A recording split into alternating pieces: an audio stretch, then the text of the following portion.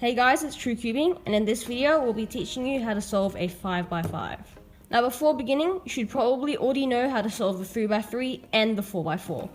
If you don't, we'll leave a tutorial link up here. So of course the first thing to do is to scramble this cube up. So just like with the 4x4, we'll be using a step-by-step approach to reduce the cube to a 3x3.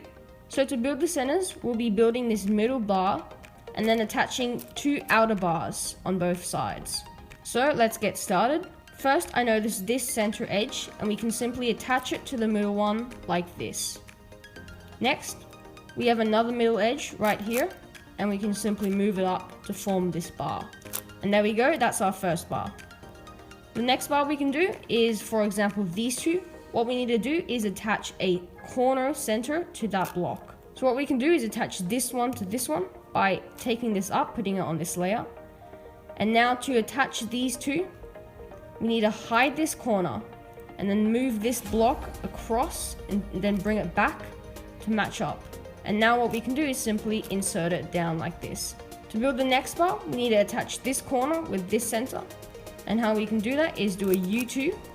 And now you notice that when we do an R to match these two, they will connect. And now we need to conserve these by doing a U prime and then undoing that R. Now we've got these two. Now we can finally attach this corner over here. Notice that when you do an L prime here, this won't attach. So we've got to do an F. And now they'll be in the correct position that when you do this, and move it across and bring it back down, we'll have a bar. And now we can simply insert it into the top with an R2 like that.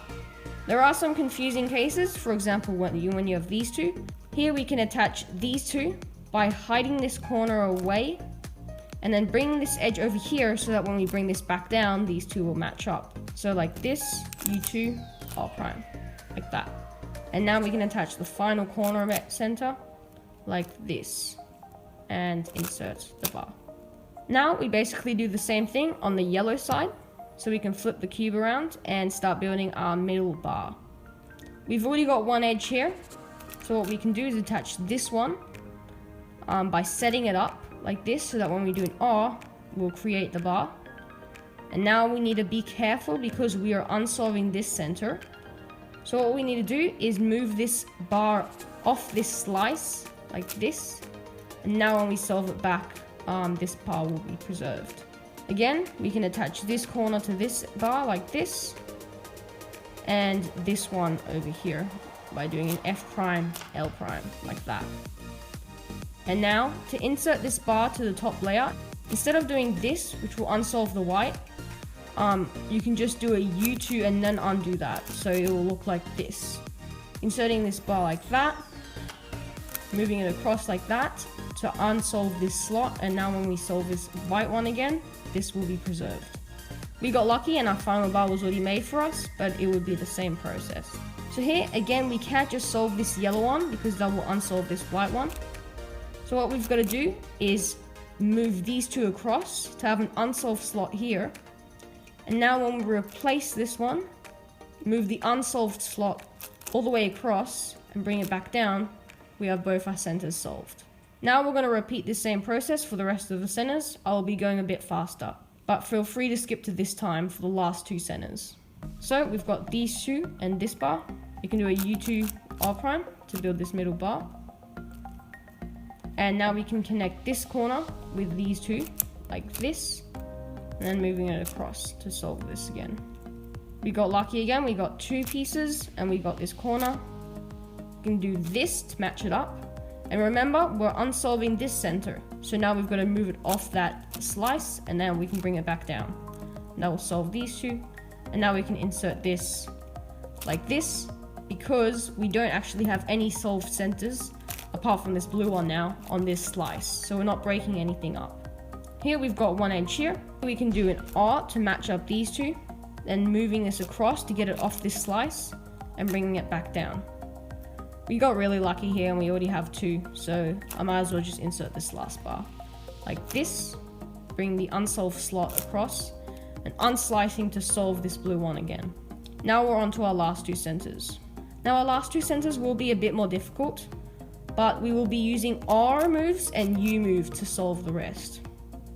So again, we can follow that process by solving a middle bar. So here I've got this one here and this one here. So we can move this one down to create the bar, move this across to preserve this bar, and move this back up. Now we can build our side bars like normal. I've actually already got one built, but we would use the same technique. So I can insert it by moving this slot up, putting this in, and bringing it back down. Now you can definitely get more difficult cases. So when you've got two here and one here, you need to hide the corner in the correct way so that this unsolved slot, which was here, comes up. If we hid the corner the other way, our solved orange bar would come out. So when we hide it this way and then do a U to bring this back down and match it up, now we have a bar. Here again, we're trying to match up this corner with these two.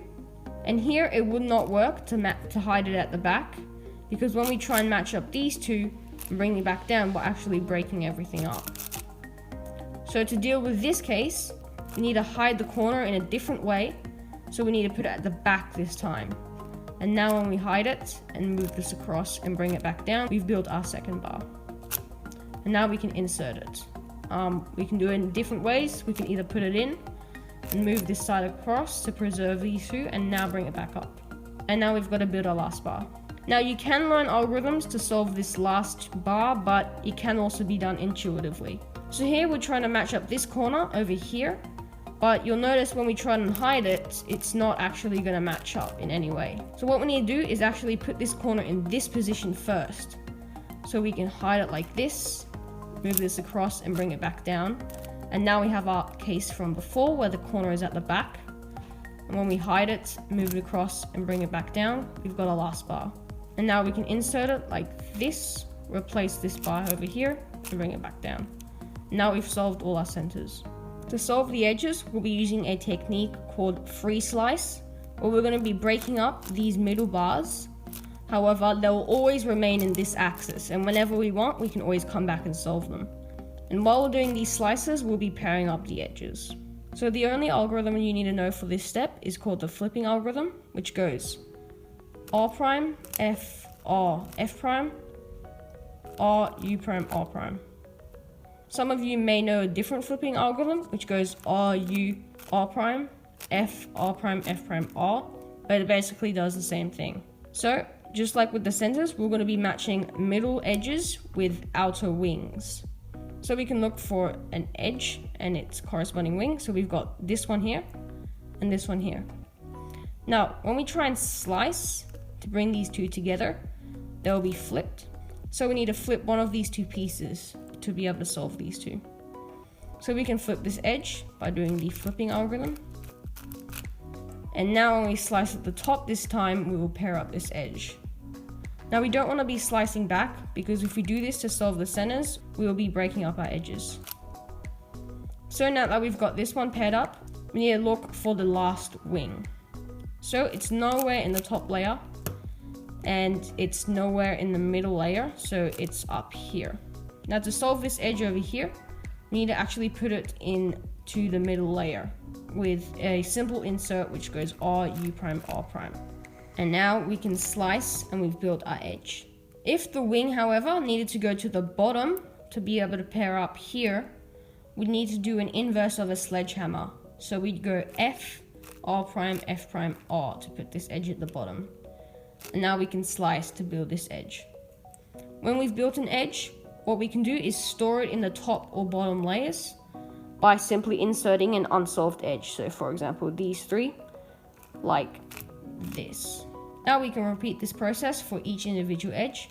So here I can see this edge and this corresponding wing. So we need to put this one at the bottom. Now you will need to get used to where this wing belongs. It does not belong at the top, because if we inserted it like this, it would be flipped. You could think of it this way: if this sticker and this sticker are the same, you need to do a hedge, or not a simple insert. However, if this top sticker and this front sticker aren't the same, then you can simply do an insert. Okay, so in this case, we've inserted these two, and we can slice to build it. Now remember, we will be disrupting our centers, but it doesn't matter. We can solve them again at the end. as long as they're always remaining in this slice and not being misaligned like this. Now we're looking for our last wing, and it's not anywhere on the top layer, it's down here on the bottom layer. So we can flip the cube around and insert this edge down to the bottom here with the simple insert, and then slice to pair it up. Now again, we can store it on the top or bottom by inserting an unsolved edge. So this one can go in here like this. Now we can look for our next edge. We've got this one and this one. We need to insert this one over here like that, and then slice. And the final wing is up here. We need to do a hedge and then slice to pair it up, and finally insert an unsolved edge. So if you're building your edge and you're looking for your final wing and it's nowhere in the top layer or in the bottom layer, and it's somewhere in the middle, and when we try and slice, this will mess up the other one. So what we need to do is flip one of these two pieces. So we can flip these two, for example, with our flipping algorithm. And now when we slice at the bottom to bring this edge over here, it will be paired up correctly. Now again, we can go insert another edge. Now again, I'm just going to go a bit faster. Feel free to skip this part if you want. So we've got these two. We're looking for our final wing. It's over here. So we can do a hedge to bring it to the bottom, and slice to build it, and insert this unsolved edge. We've got these two and this edge. We can do a simple insert and slice to the bottom to pair it up. Take it out. And now we've got this one and this one. Slice to pair it up. And the last edge is over here. We can insert it and slice back. Finally, we can insert it up here. Now we've got this one and this one. We can actually insert this edge down here like this, and that will set them up correctly. And finally, this last edge is over here, and we can insert it. Now if we're building our edges and we don't find any unsolved pair at the top to insert it down here, we need to flip the cube over and insert an unsolved pair from the bottom, so like this. Now, when you finish solving all 8 edges on the top and bottom faces, what you need to do is resolve all your centers. So we can slice here and here to solve these again. And now we're left with just 4 unsolved edges. Now finally, for this step, the flipping algorithm will come very in handy. We can go ahead and start building our edges. So we can do it one by one. Basically, what we need to do is pair them up like this, and then solve this last one with a slice and then a flipping algorithm to solve it. Now to build a 2x1 block, what you need to do is have opposite colors on the same face. So if we're trying to match these two up, we need to have red and green, no matter which one's which. So to do this, we need to flip one of these two pieces. We can flip this edge like this. And now we've got them so that the colors aren't the same. Now to pair these two up, we can simply slice until they're correct. And now we need to flip this bar to put it at the bottom. And so when we slice back, they'll be preserved here. So we can slice, flip it, and then slice back, and we've got our bar. Well, now when you're pairing up a 2x1 bar with the last piece, what you need to do is have them on the same bottom layer. So here, this edge is at the bottom, which is the same layer as these two. Now what we need to do is slice at the top to bring this position over to here. And now we need to flip this edge to bring it up here, and then when we slice back, it will solve. So we can slice, flipping algorithm, and then slice back, and we've solved our pair. Now you may also encounter the same thing, however they are both at the top. So what you need to do is slice the bottom to bring this position to here, flip this edge and bring it back. So here we can flip it and then solve it again like that. Another tricky case you may encounter is this flipped edge case. So what you can do is slice so that an unsolved edge comes here, flip this edge, and then slice back, and that will solve this block. Now again, we can solve this one here but they need to be in the same top layer. So we need to flip this edge to bring it to the top, like this. And now we can slice at the bottom, flip this edge, and bring it back, and that solves the edge. So now we're on to our last two edges. What we can do is flip this one to bring it to the top and have these two on the same layer. And now we can slice at the bottom, flip this one, and slice back, and that solves this edge. Now, when you're left with one edge, you can get a case called Parity, which is when you have this flipped case. It's basically the same algorithm for 4x4 OLL Parity, except there's a slight modification.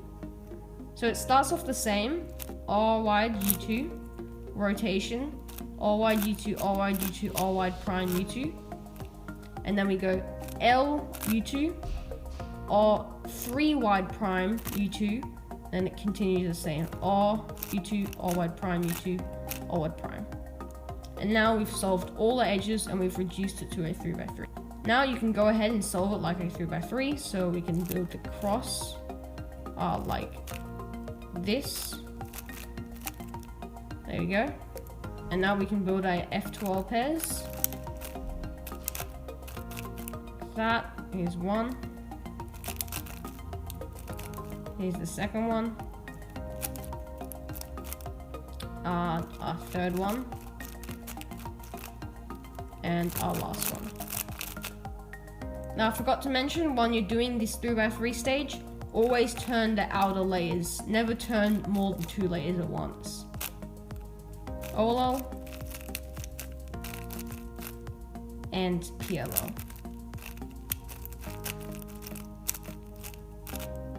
And there we go, you've solved your 5x5. We hope this tutorial helped. If you have any questions, leave them down below. Like, subscribe, that would really help us out. And thanks for watching. We'll see you guys in the next video.